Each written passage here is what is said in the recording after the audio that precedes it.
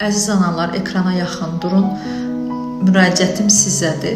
Qış aylarında uşaqların hərarətinin yüksək olması sizi narahat edir və bu zaman paracetamol və ya Nurofen verirsiniz. Nurofenin tərkibi ibuprofendir. Bildirmək istəyirəm ki, ilk hərarət salıcı seçimimiz paracetamol olmalıdır. Çünki paracetamol daha təhlükəsizdir, mədəni qıcaqlandırmır. Yalnız qaraciyər sınaqları yüksək olduqda təyin etmirik. İbuprofen tərkibli hərarət sayıcılarımız isə iltihabı gizlədə bilir. Bəli, qızdırmanı aşağı salır, amma bakterial infeksiya olduqda bizim diaqnozumuzun düzgün qoymağına maneə törədir.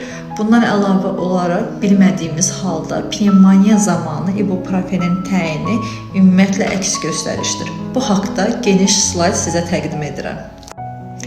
İbuprofen xüsusi fermentləri bloklayır, nəticədə iltihab azalır, ağrı və hərarət düşdüyünə görə xəstə özünü yaxşı hesab edir və həkimə gec müraciət edir. Əksinə, bu zaman ağciyərdə infiltrat artır, böyrəklərdə ibuprofen qan axınını azaltdığı üçün dehidratasiyada yaranır və böyrək də öz funksiyasını itirməyə başlayır.